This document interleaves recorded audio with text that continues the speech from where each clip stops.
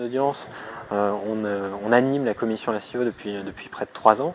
Donc c'est une commission qui a pour objectif de présenter les tenants et aboutissants du SEO dans un contexte d'annonceurs plutôt grand compte. Durant les premières années, on a parlé de technique, de contenu, de popularité. Aujourd'hui, sur les tables rondes qu'on anime et celles qu'on a animées aujourd'hui, on rentre de plus en plus dans le détail. Avec par exemple le SEO vidéo, le SIA vidéo.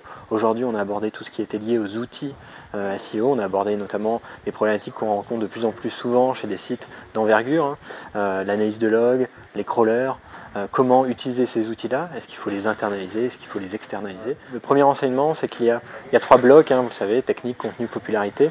Qu'est-ce qu'on peut automatiser, quels sont les outils qui peuvent être utilisés sur chacun de ces blocs.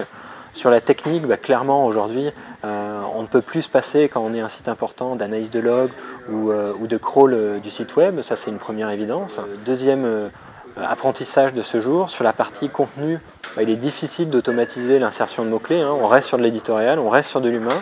On peut en partie l'industrialiser, mais il est difficilement automatisable si on veut garder de la qualité. Par contre, il y a des parties comme l'insertion de liens en automatique sur les sites qui peut bien fonctionner. On l'a vu avec partage d'expérience chez ITF1 par exemple, ou chez Galeries Lafayette, qui pratiquent ce type de technique.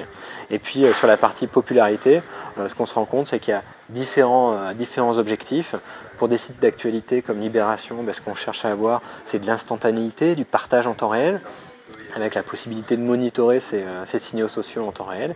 Et puis pour d'autres sites, on va chercher l'autorité avec des sites comme Majestic SEO, SEO Moz ou bien encore Ahrefs qui permettent de monitorer son nombre de liens. Au global, les outils ils sont existants. Il faut se poser la question en fonction de sa structure, de quel type d'outils on adopte et est-ce qu'on l'internalise ou est-ce qu'on l'externalise.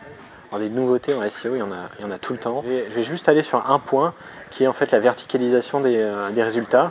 Le fait que Google est en train de plus en plus d'avoir des résultats qui sont séparés, en tout cas dans la forme, puisqu'on a Google Hotel Finder qui arrive. Et puis on voit que Google essaye de se substituer de plus en plus aux résultats, à ses propres résultats en apportant sa réponse.